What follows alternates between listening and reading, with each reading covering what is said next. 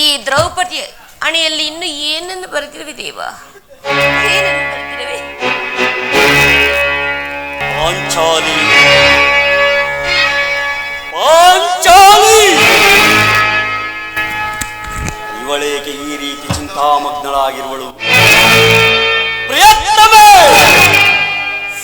ಅವತಾಪದಿ ನೊಂದು ಕಣ್ಣೀರ ಕರೆಯುತ್ತಿದೆ ಕಾಂತೆ. ಪಾಂಡವರ ಪಟ್ಟ ಮಹಿಷಿ ಈ ಮನ್ಮನೋನ್ಮಣಿ ವಾಸುದೇವನ ಸಲಗು ನಮಗಿರಲು, ವಾಸುದೇವನ ಸಲಗು ನಮಗಿರಲು ಬಂದುದಾವುದೇ ಕೊರತೆ. ಪರಮ ವಿಕ್ರಮದಿ ಪರಿಹರಿಸಿ ಕಾಪಾಡದಿಪ್ಪೆನೆ ಈ ಪ್ರಚಂಡ ಭೀಮ.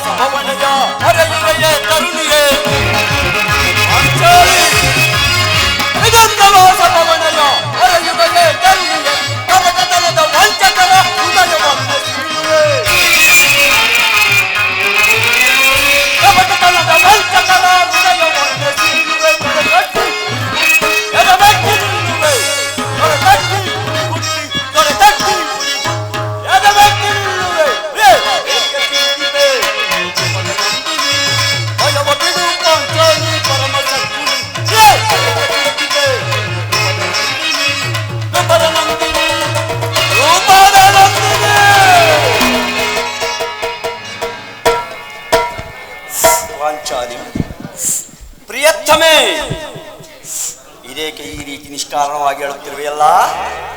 ನಾನು ನಿಷ್ಕಾರಣವಾಗಿ ಹೇಳುತ್ತಿಲ್ಲ.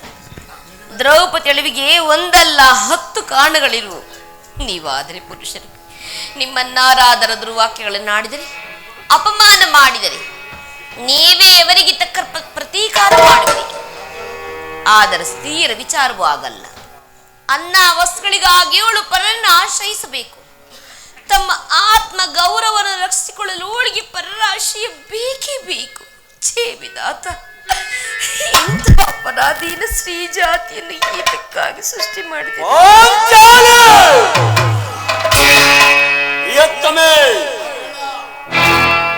ಸ್ತ್ರೀಯರ ಪರಾಧೀನತೆಯು ನಮ್ಮ ಸಮಾಜದಲ್ಲಿ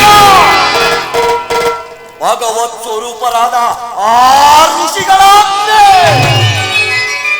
ಪತ್ನಿಯನ್ನು ದ್ಯೂತದಲ್ಲಿ ಪಣವಾಗಿಟ್ಟು ಸೋಲುವಂತೆ ಆ ನಿಮ್ಮ ಋಷಿಗಳೇ ಆಜ್ಞೆ ಮಾಡಿದ್ರಲ್ಲವೇನು? ಪತಿಗಳು ತಪಸ್ಸು ಮಾಡಿ ಪಡೆಯಬೇಕು ಪತಿಗಳನ್ನು. ಅಣ್ಣನ ಒಂದು ದಿನದ ವಿವೇಕದಿಂದಾದ ಈ ನಿಂದನೆಯು ನಮ್ಮನ್ನ ಸಾಯುವವರೆಗೂ ಬಿಟ್ಟಿದ್ದಲ್ಲ. ಪಾಂಚಾಲಿ, ಅಣ್ಣನ ಅಪರಾಧವನ್ನು ಕ್ಷಮಿಸುವಂತೆ ನಾನು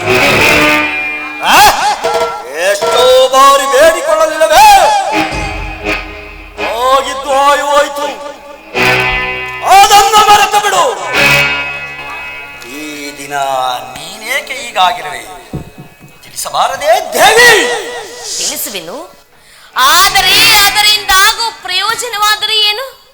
ಎಷ್ಟೇ ಆದರೂ ನೀವು ನಿಮ್ಮ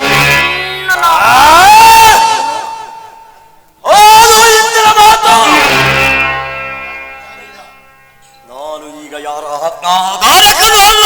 ಹಾಗಾದ್ರೆ ಹೇಳುವಿನ ಕೇಳಿ. ಇಂದು ನಾನು ಹಸ್ತಿನಾಂಬೆಯ ಮಂದಿರಕ್ಕೆ ದೇವಿ ದರ್ಶನಕ್ಕೆಂದು ಹೋಗಿದ್ದೇನೆ. ಅಲ್ಲಿಗೆ ಆ ದುರ್ಯೋಧನ ಪತ್ನಿಯಾದ ಭಾನುಮತಿಯು ಬಂದಿದ್ದಳು. ಅವಳು ನನ್ನನ್ನು ನೋಡಿ ನಕ್ಕು, ನಿನ್ನ ಪತಿಗಳ ವಾಸಕ್ಕಾಗಿ ಕಾಮಗಳನ್ನು ಬೇಡಲು ಸಭೆಗೆ ದೂತರನ್ನು ಕಳಿಸಿರುವರು. ಇನ್ನೇನು ಸಂಧಿ ಆಗಬಹುದಷ್ಟೇ. ಆಗಲಾದರೂ ಈ ನಿನ್ನ ಬೆಚ್ಚಿದ ಕೇಶರಾಶನ್ನು ಮುಡುಗಟ್ಟುವೆಂದು ಪರಿಹಾಸಿ ಮಾಡಿನಕ್ಕಳು ಸ್ವಾಮಿ. ದುರ್ಯೋಧನನೊಡನೆ ಪುನಃ ಸಂಧಿಗೆ ಪ್ರಯತ್ನ. ನನ್ನ ಸಂದೇಹವು ನಿಶ್ಚಿತವಾಯಿತು. ಯಾರು ಯಾರು ರಾಯಭಾರಕ್ಕಾಗಿ ಹೋಗಿರುವರು? ಮತ್ತೆನ್ನಾರು? ನಮ್ಮ ಅಣ್ಣನಾದ ಶ್ರೀಕೃಷ್ಣ ಪರಮಾತ್ಮನಲ್ಲವೇನು?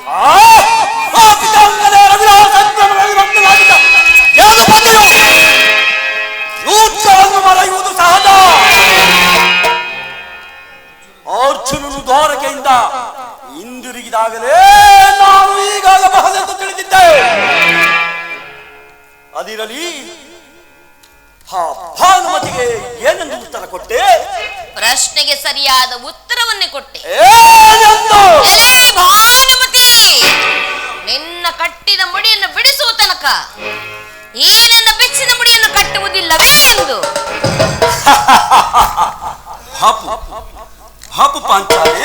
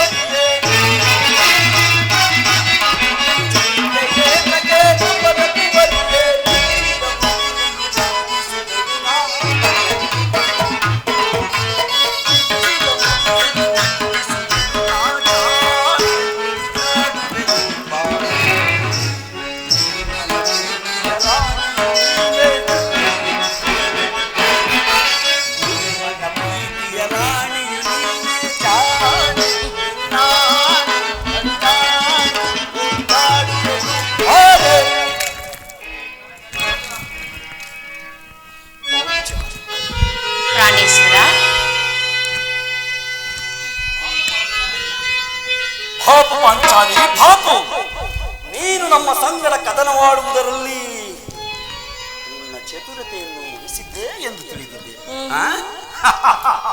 ಚತುರಳು, ಮಾತಿನಲ್ಲಿ ಮಹಾನ್ ನಿಪುಣಳು. ಪ್ರಿಯಾ ಪ್ರಾಣೇಶ್ವರ, ದ್ರುಪದ, ಸಮಯವಿದೆ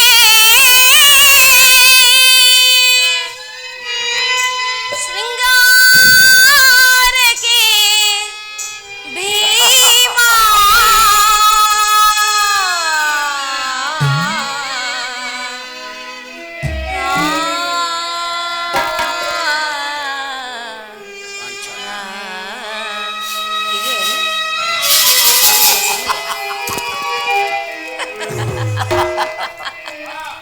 ಸಮಯವಿದೆ ಶೃಂಗಾರಕ್ಕೆ ಭೀಮಾ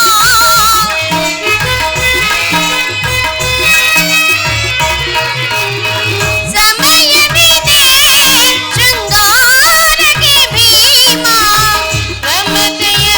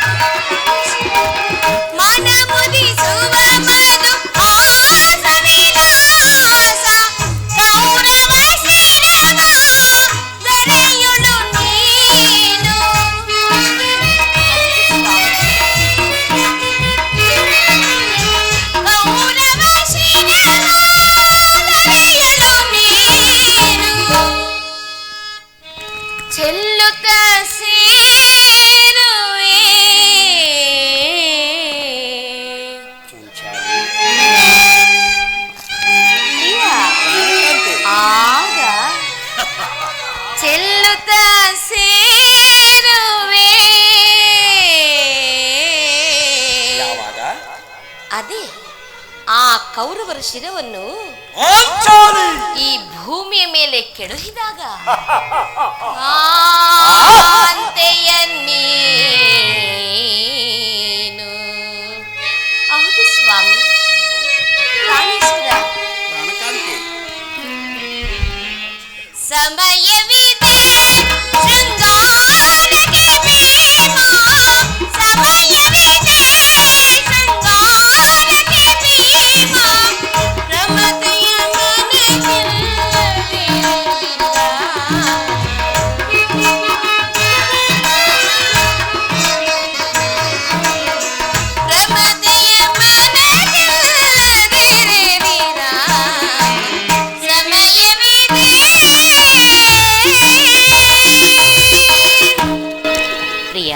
ಪ್ರಾಣಕಾಂತೆ, ಪ್ರಾಣೇಶ್ವರ, ದ್ರುಪದ, ಪ್ರಾಣನಾಥ, ನೆನಪಿದೆಯೇನು? ಇಂದೊಂದು ದಿನ ಈ ನನ್ನ ಬಿಚ್ಚಿದ ಕೇಶರಾಶಿಯನ್ನು ನೋಡಿ ಕುರುಕುಲಾಂತಕ ಕಾಣನಾಥ ಎಂದು ಸಂಬೋಧಿಸಿದ್ರಿ. ಮತ್ತು ನೀವೇ ಇನ್ನು ಏನು ಹೇಳಿದಿರಲ್ಲವೇ? ಪುನಃ ನನ್ನ ಬಾಯಿಂದ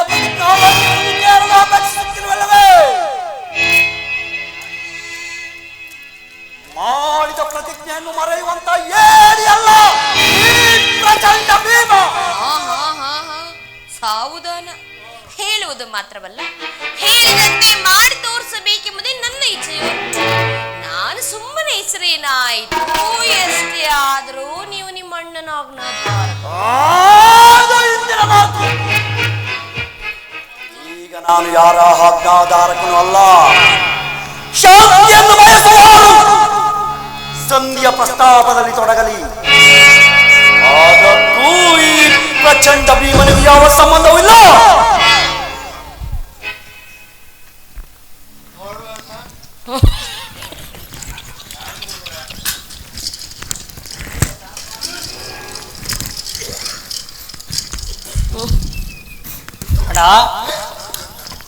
ನೋಡು ಅಣ್ಣ, ಆಗಲೇ ಸಂಧಿಯ ಪ್ರಸ್ತಾಪವನ್ನು ಕೇಳಿ ಭೀಮಸೇನನು ಕೇಳಿದ ಸಿಂಹದಂತೆ ವಿಜೃಂಭಿಸುತ್ತಿರುವನು.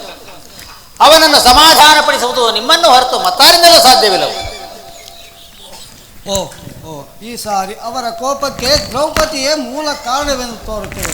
ಅರ್ಜುನ, ಕೌರವರ ಯುದ್ಧಕ್ಕಿಂತ ನನ್ನ ಸಹೋದರ ಕೋಪವನ್ನು ತಡೆಯುವುದು. ಭೀಮಸೇನ, ನನ್ನಲ್ಲಿ ಕೋಪವೇ? ಪಾಂಚಾಲಿ, ಸಮಾಚಾರವೇನು? ಅಣ್ಣನೇಕೆ ಕೋಪಗೊಂಡಿರುವನು? ಏಕೆ? ಈ ನನ್ನ ಬಿರುಗುವುದಲು ನಿಮ್ಮ ಪ್ರಶ್ನೆಗೆ ತಕ್ಕ ಉತ್ತರ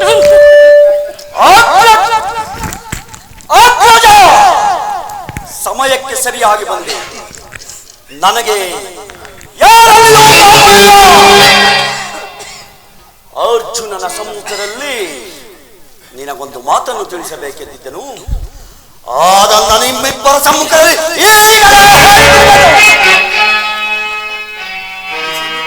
ಈ ಸಂಧಿಯ ಪ್ರಸ್ತಾಪವು ನಿಮಗೆ ಉಚಿತವಾಗಿ ಕಾಣಬಹುದು. ಅರ್ಜುನನು ಅನುಮೋದಿಸಬಹುದು, ನಕುಲ ಸಹದೇವರು ಸುಮ್ಮನಿರಬಹುದು. ಆದರೆ ಈ ದಾಸ್ಯಾವೃತ್ತಿಯನ್ನ ನಾನು ಪಾಂಡವರ ಕಳಂಕವೆಂದೇ ದರಿದ್ರ ಭಿಕ್ಷುಕರಂತೆ ಕಂಡವರ ಮನೆಯ ಬಾಗಿಲಲ್ಲಿ ನಿಂತು ಸಂಧಿಯಾಚನೆ ಮಾಡಲು ಪಾಂಡುರಾಜನು ನಮ್ಮನ್ನು ಪುತ್ರನ್ನಾಗಿ ಪಡೆಯಲಿಲ್ಲ. ಈ ಅಪಮಾನವು ನಿಮಗೆ ಸಹ್ಯವೆನಿಸಬಹುದು. ಇನ್ನೊಂದು ಕಡೆಯೋ ನಾನು ಸಹಿಸಲಾರೆ. ಯುದ್ಧಕ್ಕಾಗಿ ನಿಮ್ಮಗಳ ಅನುಮತಿಯನ್ನಾಗಲಿ ಅರ್ಜುನನ ಸಹಾಯವನ್ನಾಗಲಿ ನಾನು ನಿರೀಕ್ಷಿಸುವುದಿಲ್ಲ. ನಾನು ಮತ್ತು ಈ ನನ್ನ ಕಲೆಯಿಂದ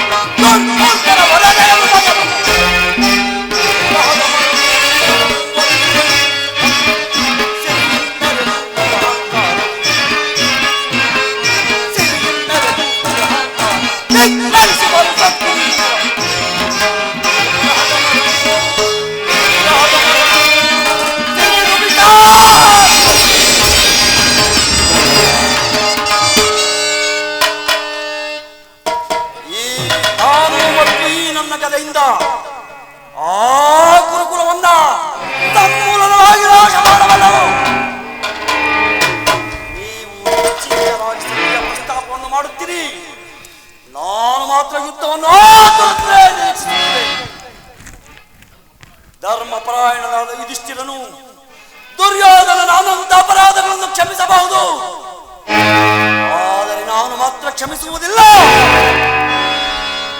ಯುದ್ಧ ನಿಲ್ಲು ಸಹೋದರ, ನಿಲ್ಲು.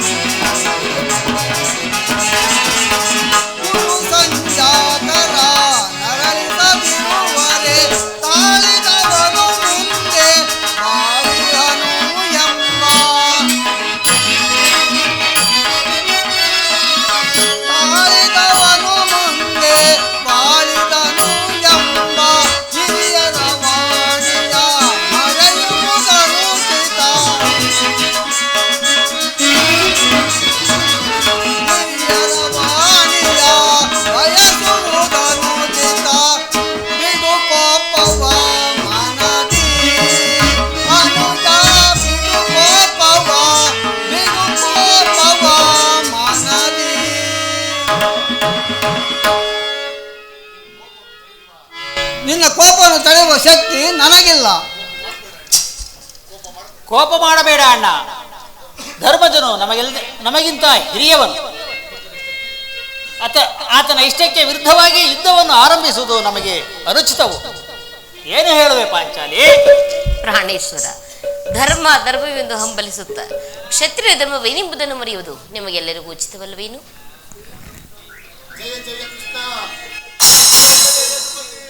ಏನೀ ಕೋಲಾಹಲ? ನಾನಿನ್ನು ಹೊರಡುವೆನು. ಈ ಸಂಧಿಯ ಫಲಾಫಲವನ್ನು ಕೇಳುವುದರಿಂದ ನನಗಾವ ಪ್ರಯೋಜನವಿಲ್ಲ. ಈ ಅಪೌರುಷದ ವರ್ತನೆಯು ಪುರಸ್ಕಾರವು ನಿಮಗೆ ಇರಲಿ. ಪ್ರತಿಜ್ಞೆಯಂತೆ ನಡೆಯುವ ಸ್ವಾತಂತ್ರ್ಯ ಮಾತ್ರ ನನಗಿರಲಿ. ಪ್ರಾಣೇಶ್ವರ, ಸ್ವಲ್ಪ ತಡೆ. ಅಲ್ಲಿ ನೋಡು, ಯದುಪತಿಯು ನಮ್ಮನ್ನು ನೋಡಿ ನಗುತ್ತಾ ಇತ್ತ ಕಡೆ ಬರುತ್ತಿರುವರು. ಅಣ್ಣ,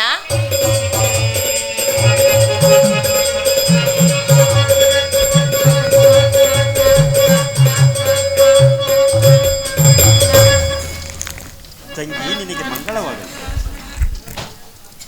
ಪರಮಾತ್ಮನಿಗೆ ನಮಸ್ಕರಿಸುವೆವು. ಪಾಂಡುಪುತ್ರರೇ, ನಿಮಗೆ ಮಂಗಳವಾಗಲಿ. ಮೇಲೇಳಿ.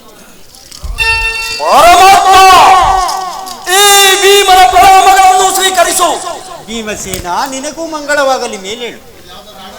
ಇಲ್ಲ ಸರ್. ಸ್ವಾಮಿ, ನೀವು ಹೋದ ಕಾರ್ಯವೇನಾಯಿತು? ಧರ್ಮನಂದನ, ಹೋದವರಾರು ಕೃಷ್ಣನಲ್ಲವೇ? ಅಂದರೆ ಎಲ್ಲವೂ ಸಮರ್ಪಕವಾಗಿಯೇ ನಡೆಯಿತು. ಭೀಷ್ಮ ದ್ರೋಣಾದಿಗಳೇ ಎದ್ದು ನಮಸ್ಕರಿಸಿ ಬಹುವಾಗಿ ಸನ್ಮಾನಿಸಿ ವಿಧವಾಗಿ ಉಪಚರಿಸಿದರು. ಸದ್ಯ ವಿಚಾರವು ನಡೆಯಿತಷ್ಟೇ. ನಡೆಯಿತು ಧರ್ಮನಂದನ. ಪಾಂಚಾಲಿ, ಎಂದಿಲ್ಲಿರುವುದು ನನಗೆ ಸಾಧ್ಯವಿಲ್ಲ. ಅವರ ಇಚ್ಛೆಯಂತೆ ಅವರು ನಡೆಯಲಿ. ನನಗೆ ತೋರಿದ್ದನ್ನು ನಾನು ಮಾಡುವೆನು. ಪ್ರಾಣೇಶ್ವರ, ಸ್ವಲ್ಪ ತಡೆ. ನಮ್ಮಣ್ಣನ ಮಾತು ಮುಗಿಯಲಿ. ನಿಮ್ಮಣ್ಣನ ಮಾತು ಮುಗಿಯುವಷ್ಟರಲ್ಲಿ ನನ್ನ ತಾಳ್ಮೆಯೇ ಮುಗಿಯುವುದು. ಯದುಪತಿ, ಹೋದ ಕಾರ್ಯ ಸಭೆಯಲ್ಲಿ ಏನೇನು ನಡೆಯಿತು? ಎಲ್ಲವೂ ತಕ್ಕ ರೀತಿಯಲ್ಲಿ ನಾನು ನಿರೀಕ್ಷಿಸಿದಂತೆಯೇ ನಡೆಯಿತು. ನಾನಿನ್ನು ತಡೆಯಲಾರೆ ರುಕ್ಮಿಣಿಪತಿ. ಈ ಸಮಸ್ಯೆಯ ಮಾತುಗಳು ನನಗೆ ಬೇಡ. ಅಗ್ರಜನ ಅಪೇಕ್ಷೆಯಂತೆ 5 ಗ್ರಾಮಗಳಿಗೆ ಸಂಧಿ ಆಯಿತೆ. ನಾನು ಹೋಗಿದ್ದು ಅದಕ್ಕಾಗಿ ಅಲ್ಲವೇ? ಈಗ ತಿಳಿಯಿತು ನಿನ್ನ ಅಭಿಮತ. ಅಜ್ಞಾತವಾಸದ ನೆಪದಿಂದ ಅರ್ಜುನನು ಬಳೆ ಕೊಟ್ಟನು. ಈ ಸಂಧಿಯ ವಿಚಾರದಲ್ಲಿ ನಮ್ಮೆಲ್ಲರಿಗೂ ಬಳೆಯನ್ನು ತೊಡಸಲು ಅವನಿಸುತ್ತಿವೆಯ ಯಾದವಾಗ್ರಣಿ, ಈ ಪಾಂಡುಪುತ್ರ ಮೇಲೆ ಇಷ್ಟೊಂದು ಆಕ್ರೋಶವೇಕೆ? ನಿನಗಿಷ್ಟೊಂದು ಅಸಹನೆ ಏಕೆ? ಸ್ವಲ್ಪ ಸಮಾಧಾನದಿಂದ ನನ್ನ ಮಾತುಗಳನ್ನು ಸಂಪೂರ್ಣವಾಗಿ ಕೇಳು. ಕೃಷ್ಣ, ಸ್ವಾಭಿಮಾನ ಶೂನ್ಯವಾದ ಸಂಧಾನದೊಡನೆ ಈ ಪ್ರಚಂಡ ಭೀಮನಿಗಂತಹ ಸಂಬಂಧ ಅತ್ಯಂತ ನಿಕಟವಾದ ಸಂಬಂಧವಿರುವುದು. ಯಾರು ಪರಮಾತ್ಮ, ಮುಂದೇನಾಯಿತು? ಸಭೆಯಲ್ಲಿ ಸಂಧಿಯ ಪ್ರಸ್ತಾಪವನ್ನು ತಿಳಿಸಿದೆನು. ಅವರೆಲ್ಲರೂ ಒಪ್ಪಿದರು. ಯಾರು ಒಪ್ಪಿದರು? ಭೀಷ್ಮ, ದ್ರೋಣ, ಇನ್ನೂ ಮುಂತಾದವು. ದುರ್ಯೋಧನ, ಇನ್ನು ನನಗಿಲ್ಲಿ ಕೆಲಸವಿಲ್ಲ. ಈ ದುರ್ವಾರ್ತೆಯನ್ನು ಕೇಳಬೇಕೆಂಬುದು ನಿಮ್ಮ ಇಚ್ಛೆಯಾಗಿತ್ತು. ಅದನ್ನು ಸಾಧಿಸಿದೆ ಕೃಷ್ಣ, ಚೆನ್ನಾಗಿ ಸಾಧಿಸಿದೆ. ಸಹೋದರರೇ, ಇದಕ್ಕೆ ನಿಮ್ಮ ಉತ್ತರವೇನು? ನಾನಿನ್ನು ಹೊರಡುವೆನು. ಈ ಸಂಧಿಯ ಫಲಾಫಲಗಳನ್ನು ಕೇಳುವುದರಿಂದ ನನಗಾವ ಪ್ರಯೋಜನವಿಲ್ಲ. ಈ ಅಪೌರುಷದ ಫಲವನ್ನು ನೀವೇ ಮುಂಚಿಸಿರಿ. ಅದರಲ್ಲಿ ಈ ಭೀಮನು ಯಾವ ಭಾಗವನ್ನು ಅಪೇಕ್ಷಿಸುವುದಿಲ್ಲ. ಯಾಜ್ಞಸೇನಿ, ನೀನು ಮಾತ್ರ ನಿರಾಶರಾಗಬೇಡ. ಈ ಭೀಮನು ಬದುಕಿದ್ದರೆ ನಿನ್ನ ಸೇಡನ್ನ ತೀರಿಸೇ ಬಿಡುವೆನು.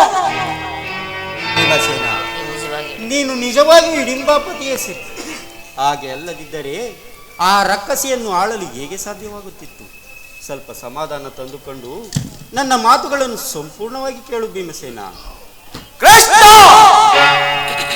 ಸುಮ್ಮನೆ ನನ್ನನ್ನು ಕಾಡಬೇಡ. ಈ ಸಂಧಿಯ ಸುದ್ದಿಯು ನನಗೊಪ್ಪದು.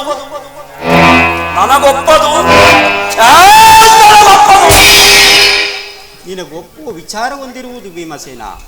ಆ ದುರ್ಯೋಧನ ನಿನ್ನಗೊಂದು ಸಂದೇಶವನ್ನು ಕಳಿಸಿದ. ಏನೆಂದೇ? ದುರ್ಯೋಧನ ಸಂದೇಶ? ಹೌದು ಭೀಮ. ಹಾಗಾದರೆ ಇದರ ಉದ್ದೇಶವು ಸಂಧಿಯಲ್ಲ.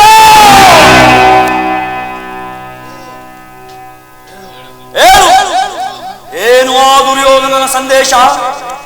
ಆ ಸಂದೇಶವನ್ನು ಕೇಳುವ ಇಚ್ಛೆ ಇದ್ದರೆ ನನ್ನ ಬಳಿ ಸಮಾಧಾನದಿಂದ ಬಂದು ಕೈಕಟ್ಟಿ ಕುಳಿತುಕೊಳ್ಳಬೇಕು. ಶ್ರೇಷ್ಠ, ನಿಂತಿದ್ದಂತೆ ಹೇಳಿಬಿಡು. ನೀನು ಕೈಕಟ್ಟಿ ಕುಳಿತುಕೊಳ್ಳದ ಹೊರತು ನಾನು ಹೇಳುವುದಿಲ್ಲ ಭೀಮಸೇನ. ಕೃಷ್ಣ, ಇದು ಪರ್ಯಾಸವಲ್ಲ ಭೀಮಸೇನ. ನಿನ್ನನ್ನು ಕಂಡರೆ ನನಗಷ್ಟೊಂದು ಭಯ. ಎಲ್ಲಿ ಈ ಪಾರ್ಶ್ವದಲ್ಲಿ ಕುಳಿತು ನಿನ್ನ ಗದೆಯನ್ನು ಸ್ವಲ್ಪ ದೂರವಾಗಿ ಇಡು. ಹೀಗೆ ನನ್ನ ಪಾರ್ಶ್ವದಲ್ಲಿ ಕೈಕಟ್ಟಿ ಕುಳಿತುಕೋ. ಆಗ ನಿನಗೆ ಪ್ರಿಯವಾದ ಸಂದೇಶವನ್ನು ಹೇಳು. ಇದು ವಾಸುದೇವ, ನಿನ್ನ ಅಪೇಕ್ಷೆಯಂತೆ ಕುಳಿತಿರುವೆನು. ಈಗಲೇ ಹೇಳು, ಏನೋ ದುರ್ಯೋಧನನ ಸಂದೇಶ? ನೀನು ಕೋಪ ಮಾಡುವುದಿಲ್ಲವಷ್ಟೇ. ಅದು ಆಗಲೇ. ಹಾಗಾದರೆ ನೀನು ನನ್ನ ಬಂಧು. ಕ್ಷಣಕಾಲ ಮಾತ್ರ. ಅರ್ಜುನ, ವಾಸುದೇವ, ಕ್ಷಣಕಾಲ ಈ ಗದೆಯನ್ನು ಹಿಡಿದು ಸಂದೇಶವನ್ನು ಕೇಳುವ ಇಚ್ಛೆ ನಿನಗಿದ್ದರೆ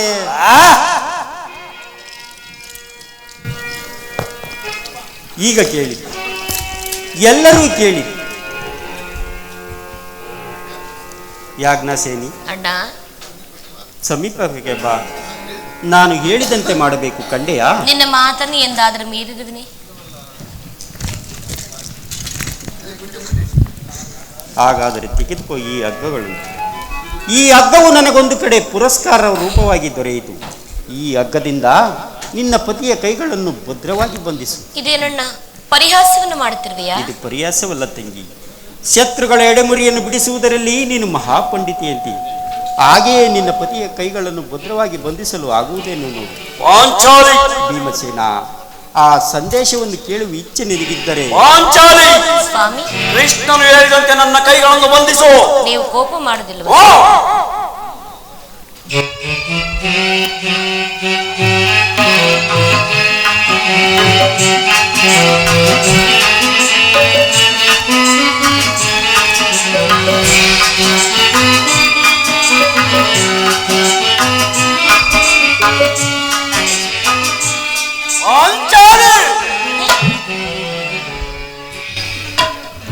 ಈಗ ಕೇಳಿ, ಎಲ್ಲರೂ ಕೇಳಿ. ಕಿರೀಟಿ, ಧರ್ಮನಂದನ, ದ್ರುಪದ, ಈ ಭೀಮನನ್ನು ಬಂಧಿಸಿರುವ ಹಗ್ಗವು ಈ ದಿನದ ರಾಜ್ಯಸಭೆಯಲ್ಲಿ ನನ್ನ ಅಂಗಾಂಗಗಳನ್ನು ಬಂಧಿಸಲು ಯಾರು ಯಾರು ಒಪ್ಪಿದರು? ಏನು ಹೇಳಿದ ಕೃಷ್ಣ? ಶಾಂತರಾಗಿ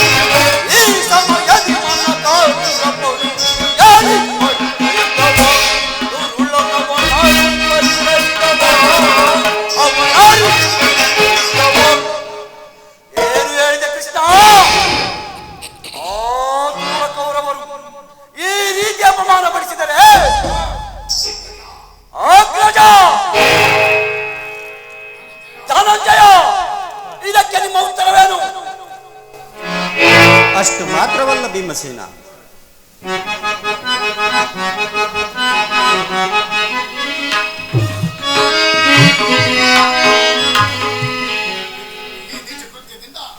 ಈ ನೀಚ ಕೃತ್ಯದಿಂದ ಆ ದುರ್ಯೋಧನನ ದುರಾಭಿಮಾನವು ಕೀರ್ತಿ ಶಿಖರವನ್ನು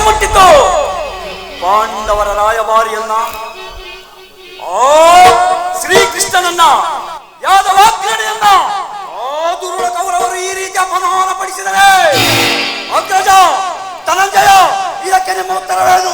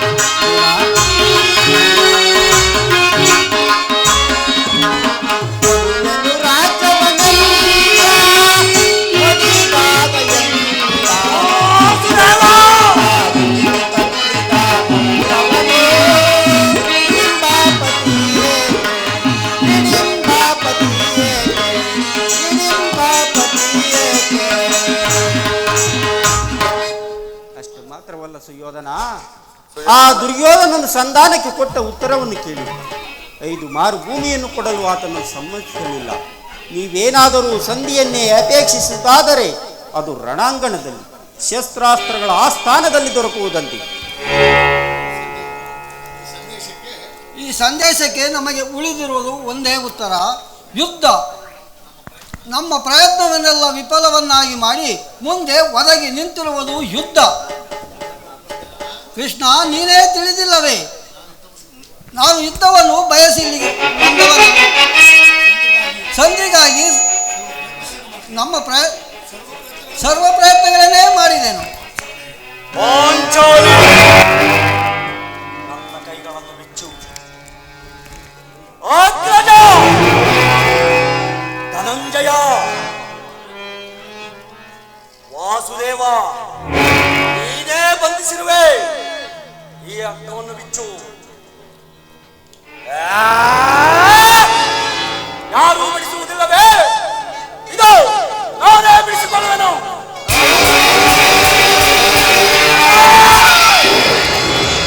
ಎಲ್ಲಿ ಎಲ್ಲಿ ನನ್ನ ಕಲೆ? ಈಗ ಕೇಳಿರಿ ಈ ಭೀಮನ ಪ್ರತಿಜ್ಞೆಯನ್ನ. ಒಂದು ದುರ್ಯೋಧನನ ಕೊಟ್ಟು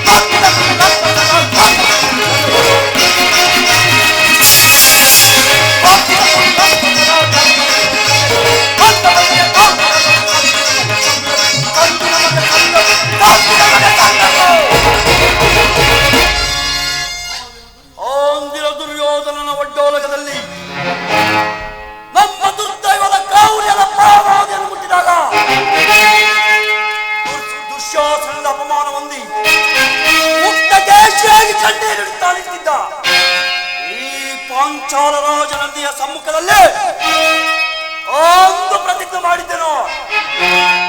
ಇಂದು ಯುದ್ಧ ಸಂದರ್ಭದ ಮೊದಲು ಪುನಃ ಪ್ರತಿಜ್ಞೆ ಮಾಡುವೆನು. ನಾನು ವಾಯುದೇವನ ವರಪ್ರಸಾದ ಜನಿಸಿದ್ದು ನಿಜವಾಗಿದ್ದೇನೆ. ಮಾತೆ ಕುಂತಿ ದೇವಿಯ ಸ್ತನ್ಯಪಾನ ಮಾಡಿದ್ದು ಸತ್ಯವಾಗಿದ್ದೇನೆ. ನಾಳಿನ ಯುದ್ಧದಲ್ಲಿ ಕೌರವರ ಶತರುಂಡಗಳನ್ನು ಅಡಿಗೊಳಿಸಿ ಆ ದುರ್ಯೋಧನ ರಾಜಕಿರೀಟವನ್ನ ಈ ನನ್ನ ಹೆಡಗಳಿಂದ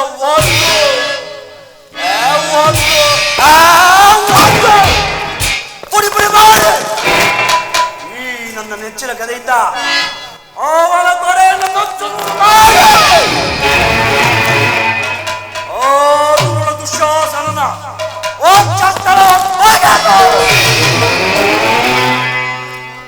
ಈ ನಮ್ಮ ಪಾಂಚಾಲ ರಾಜನ ಮುಡಿಯನ್ನ ಅವನ ಬಿಸಿ ರಕ್ತದಿಂದ ನೆನೆಸಿ ನೆನೆಸಿ ನೆನೆಸಿ ಮುಡಿಗಟ್ಟಲೆ ಹೋದರೆ ನನಗತಿ ಭಯಂಕರ ನರಕದ ಪ್ರಾಪ್ತಿಯಾಗಲಿ. ಇದಕ್ಕೆ ನನ್ನ ಪಾದವೇ ಸಾಕ್ಷಿ.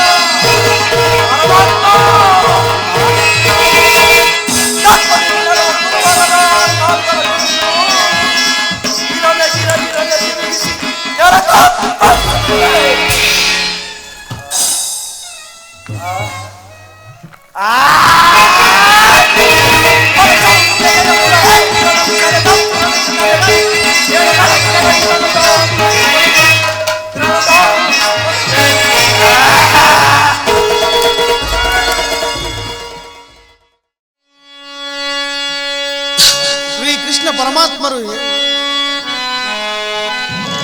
ಅನಾಥ ಜನ್ಮ ಧರಿಸೇ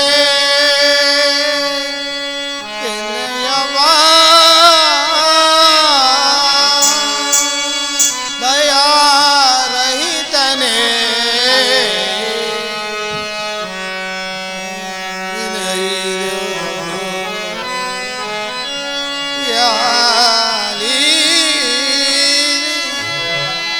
ಅಳಿಸಿ ಉಳಿಸಿದೆಯ ಕಣ್ಣೀರ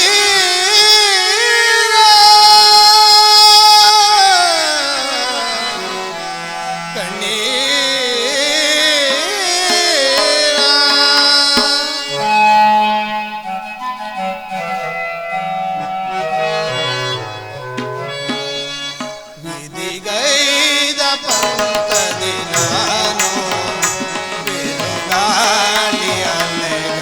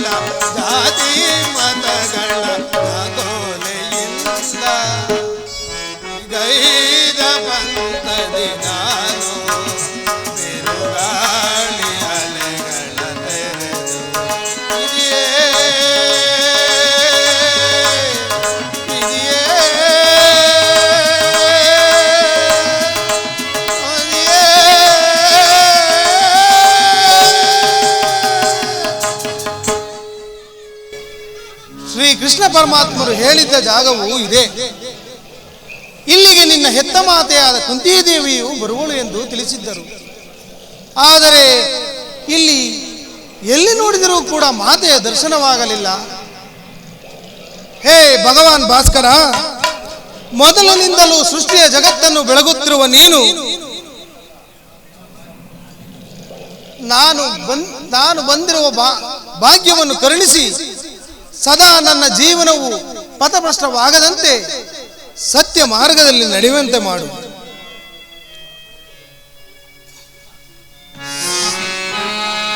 ಸಪ್ತಾಶ್ವಮಹಾರೂಢಂ ಪ್ರಚಂಡಂ ಕಶ್ಯಪಾತ್ಮಜಂ ಶ್ವೇತಪರ್ಣವದಂ ದೇವಂ तं ಸೂರ್ಯ ಪ್ರಣಮಾಮ್ಯಹಂ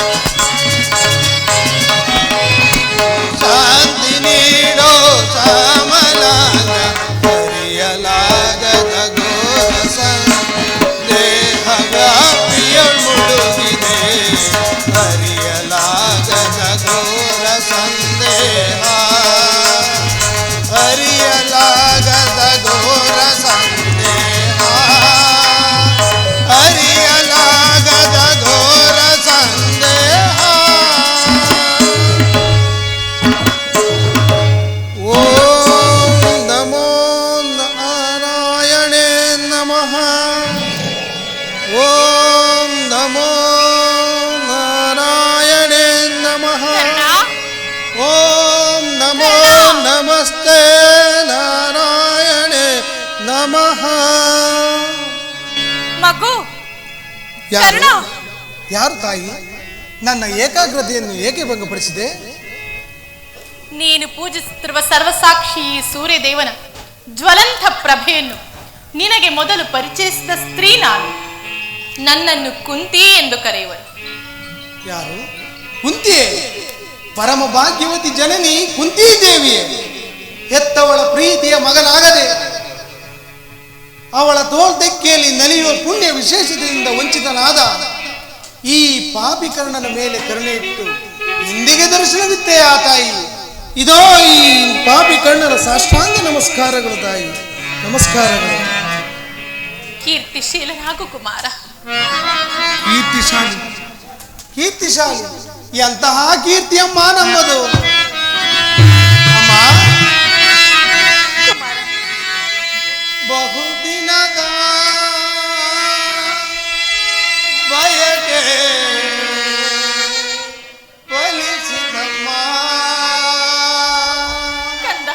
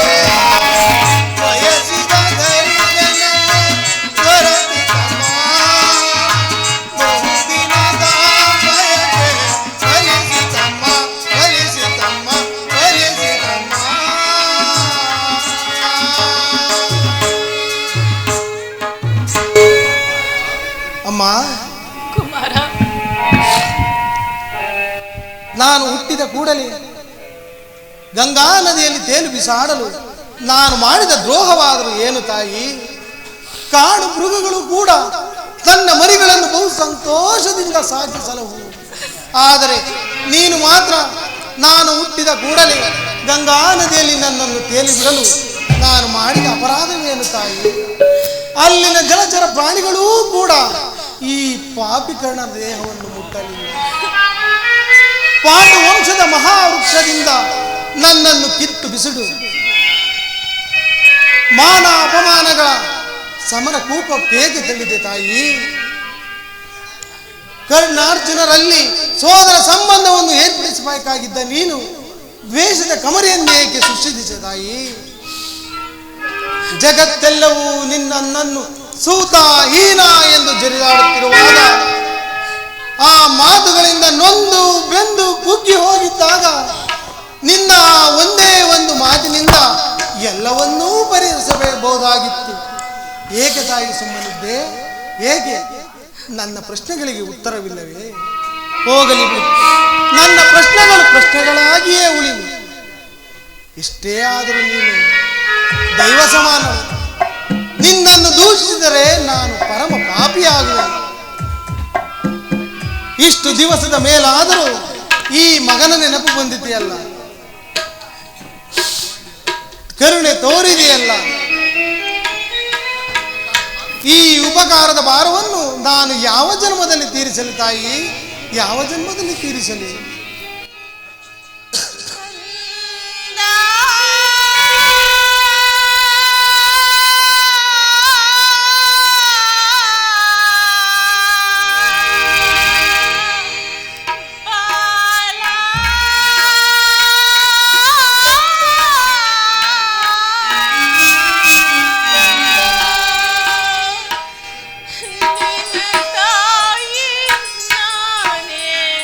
Yeah.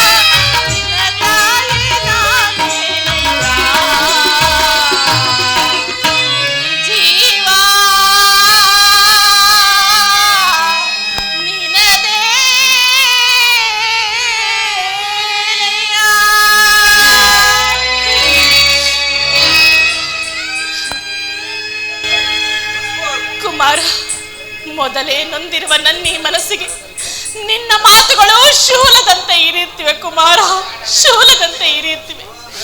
ಬಾಲ್ಯದಲ್ಲಿ ಅಂದು ನಾನು ಮಾಡಿದ ವಿಚಾರವನ್ನು ಯಾರಲ್ಲಿಯೂ ಹೇಳಿಕೊಳ್ಳಲಾರದೆ ಅದೆಷ್ಟು ನೊಂದೆನು ಬೆಂದೆನು ಆ ಪರಮೇಶ್ವರನಿಗೆ ಗೊತ್ತು ಕುಮಾರ.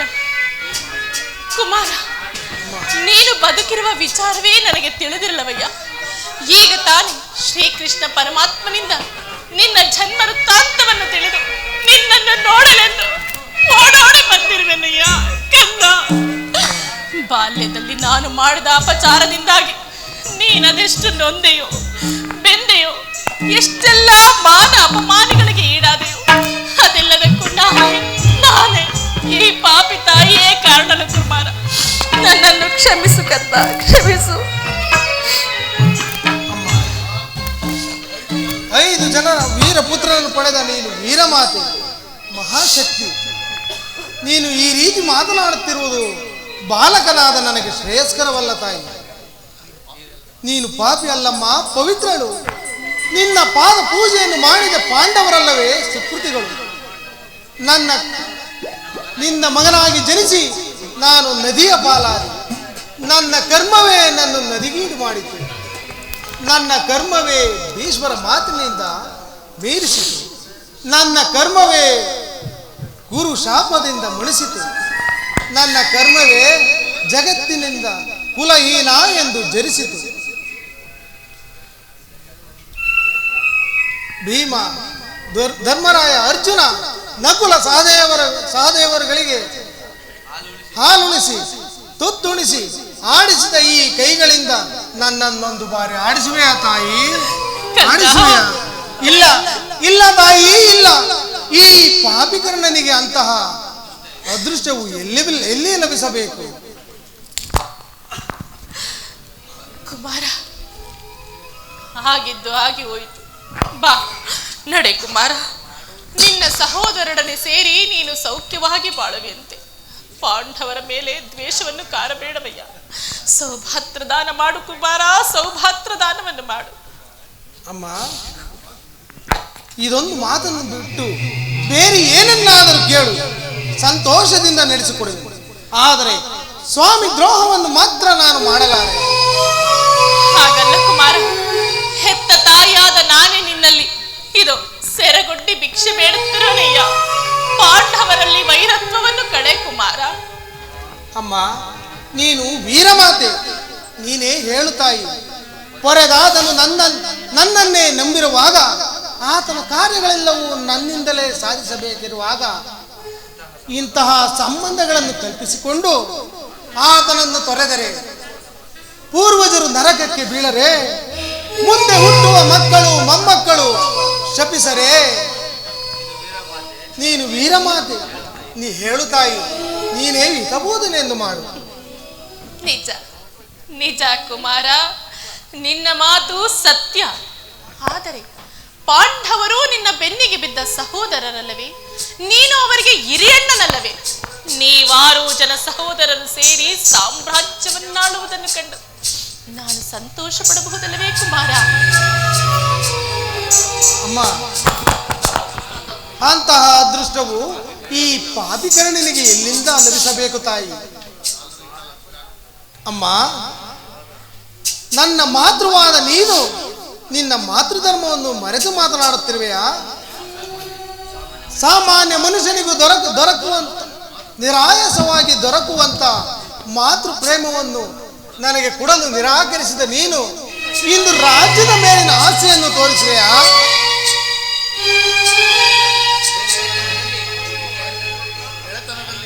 ಎಳೆತನದಲ್ಲಿ ನೀವು ಚಿವುಟಿ ಹಾಕಿದ ಬಂದು ಪ್ರೇಮದ ಸಸಿಯು ಬತ್ತಿ ಹೋಗಿರುವುದು, ಮತ್ತೆ ಅದು ಚಿಗುರುವುದೇ ಇಲ್ಲ.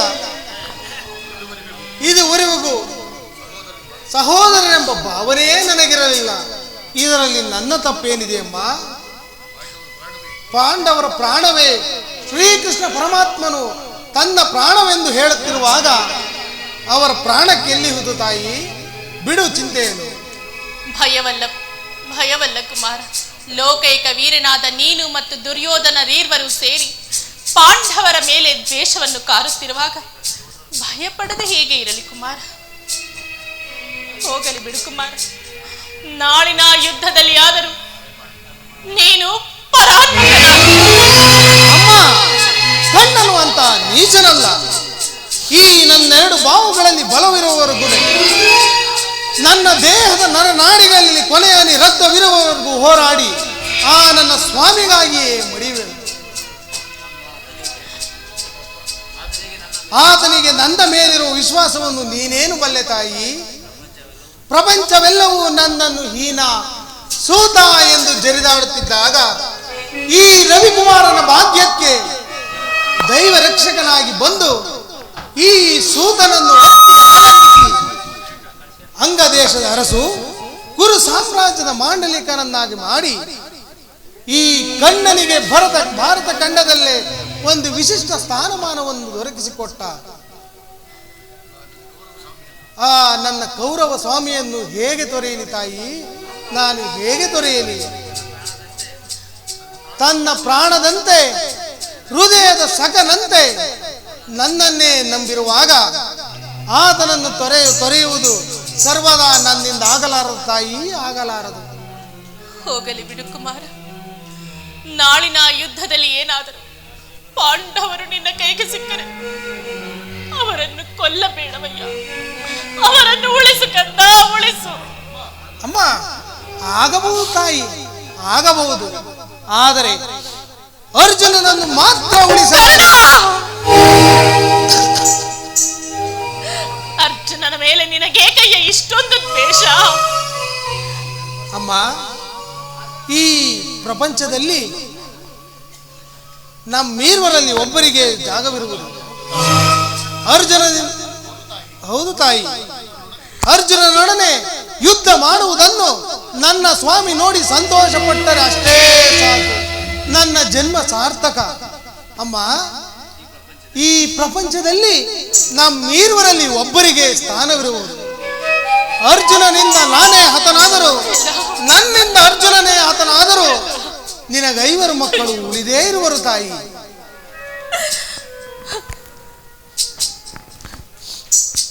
ಕುಮಾರ, ಹೋಗಲಿ ಬಿಡು.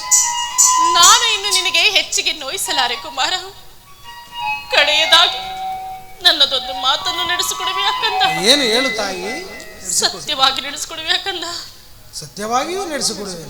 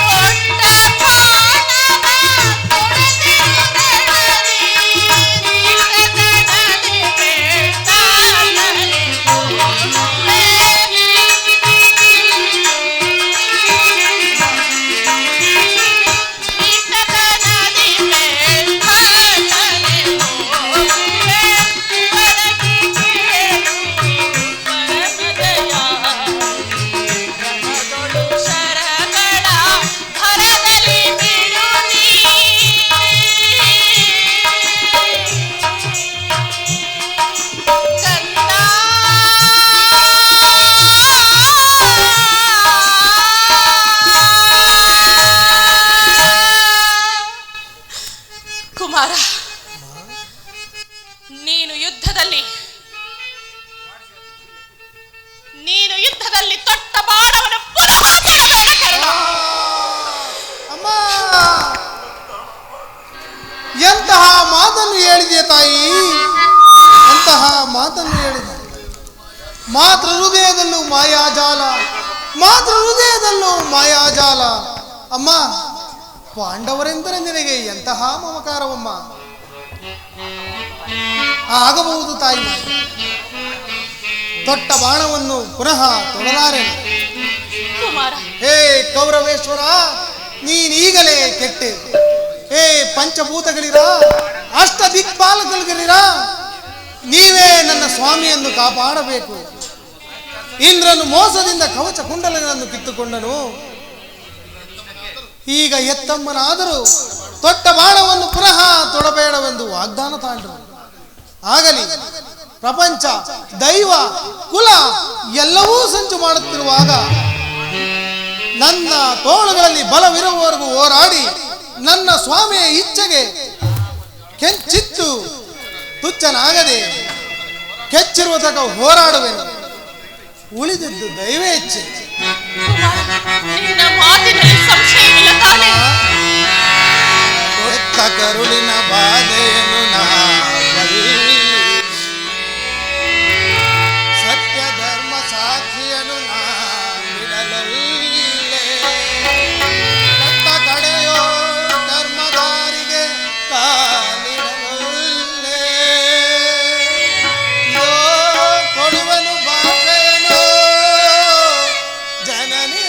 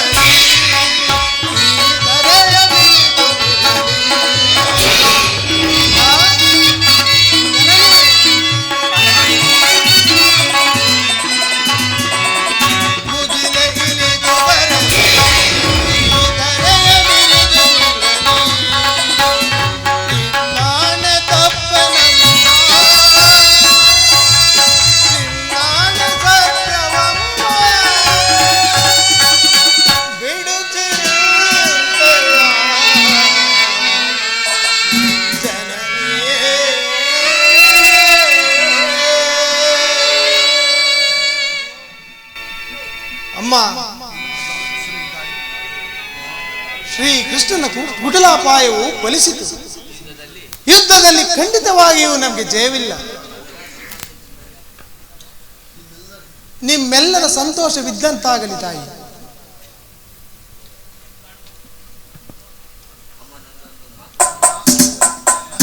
ಅಮ್ಮ ಅಮ್ಮ, ನನ್ನದೊಂದು ಮಾತನ್ನು ನೆರವೇರಿಸಿಕೊಡುವೆಯಾ?